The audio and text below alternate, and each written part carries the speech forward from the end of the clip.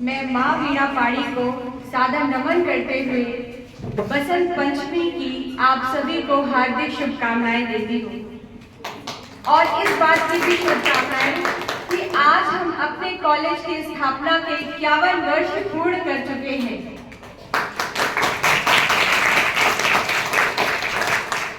आज के इस अवसर पर, इस पावन अवसर पर हमारे बीच अतिथि के रूप में यहाँ उपस्थित है हमारी प्रिय अनुजा नेहा जी। मैं आपका हार्दिक स्वागत और अभिनंदन करती हूँ और तहे दिल से शुक्रिया, बहुत बहुत प्यार मेरी तरफ से, मेरे बच्चों की तरफ से, मेरी टीचर्स की तरफ से, मेरे स्टाफ की तरफ से। आपने इतनी प्यार भरी घोषणाएं की, इन सबके चेहरे ही नहीं खिले, मन भी खुशी से झूम उठा होगा।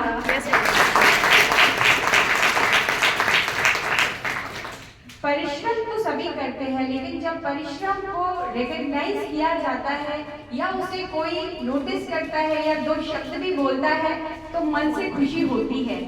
और इसी से देखो बच्चों की आज का दिन इतना पावन है। क्यों पावन है? क्योंकि आज माँ सरस्वती ज्ञान की अधिष्ठात्री देवी का आज प्रादुर्भाव हुआ, आज उनका जन्मदिन है। और ऐसे पावन अवसर पर हम सबके लिए भी कितनी खुशी की बातें निरंतर सामने आ रही हैं, ये आप लोगों ने साक्षात देखा। क्योंकि सूर्य के मकर राशि में प्रवेश के साथ ही, सूर्य के उत्तरायण होने के साथ ही हम सबके जीवन में प्रकाश का महत्व और उसकी उपस्थिति बढ़ जाती है।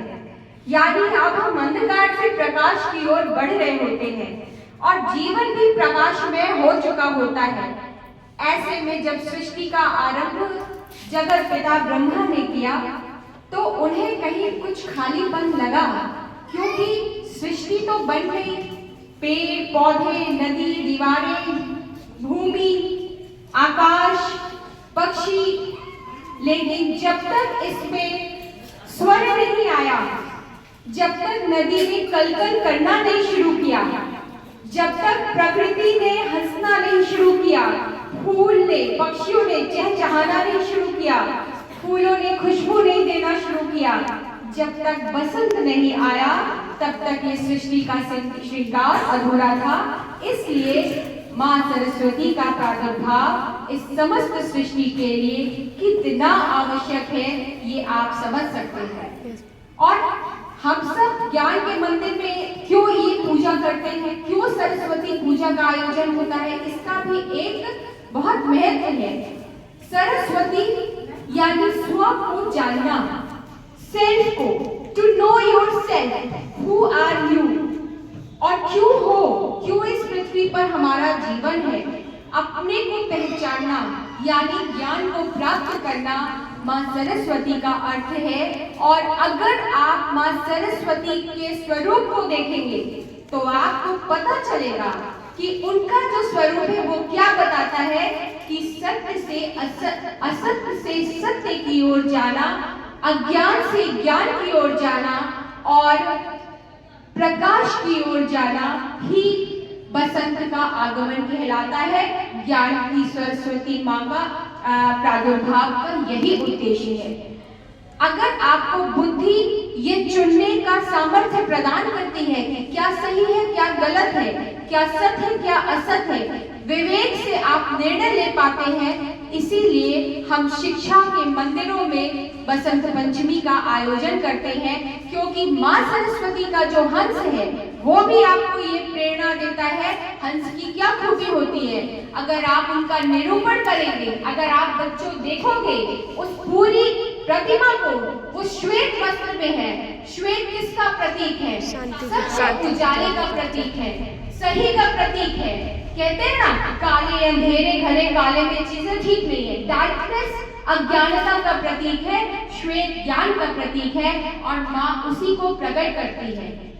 माँ सरस्वती का जो स्वरूप है, जो उनका हंस है, वो क्या करता है? अशुद्धि से शुद्धि को चुन लेता है, इम्प्योरिटी से प्योर को चुन लेता है। और आपके अंदर अगर आपने अपनी बुद्धि को, अपनी प्रज्ञा को जागृत कर दिया तो आप जीवन में सही और गलत के अंतर को समझ पाएंगे और जीवन में सही निर्णय ले पाएंगे। इसीलिए ज्ञान के मंदिरों में माँ सरस्वती का पूजन किया जाता है। यह कोई धार्मिक अनुष्ठान नहीं है, बल्कि यह विशुद्ध रूप से असत से सत्य की ओर जाने का हमारा प्रयाण है, हमारा प्रयास है। इसलिए हर किसी को अपने जीवन में माँ सरस्वती को धारण करना चाहिए। धारण वो होता है जिसको हम स्वीकारते हैं, अपना लेते हैं। धर्म वो होता है जिसको हम पालन करते हैं। धर्म माने धारण करना, धर्म माने पूजा करना नहीं होता है। इसी तरह से किसी भी चीज को जब अपने जीवन में धारण कर लेते हैं, तब हम उसकी वास्तविकता में उसे प्राप्त करते हैं। और यही वो प्रक्रिया है जिससे हम अपने को जान सकते हैं। वास्तव में हम किस उद्देश्य से आए हैं, किस निमित्त हमारा प्रादुर्भाव हुआ है, ये एक बहुत बड़ी बात है। हम आसपास की चीजों को जानते हैं, लेकिन स्व को नहीं जानते। उस स्व को जानने के लिए हमें ज्ञान की जरूरत होती है, और वो ज्ञान इन्हीं कक्षाओं से होकर प्राप्त होता है और उसे आपकी इन्हीं शिक्षिकाओं के द्वारा प्रदान किया जाता है। इसलिए आपको अपनी शिक्षिकाओं को भी नमन और वंदन करना चाहिए और यह संकल्प लेना चाहिए कि हम इस दिशा में अपने आप को आगे बढ़ाएंगे। चूंकि आज बसंत पंचमी का अवसर है, इसलिए आपको इस विषय के संबंध में थोड़ा बताना मेरा फर्ज था, मैंने आपको बताया। इसी के साथ हम आपको ये भी बताएंगे कि बच्चों, हमारे महाविद्यालय के ये 51 वर्ष का सफर पूरा हुआ है, लेकिन अभी हमें और लंबी यात्रा तय करनी है। ये जो युग है, ये डिजिटल साक्षरता का युग है और परम आदरणीय माननीय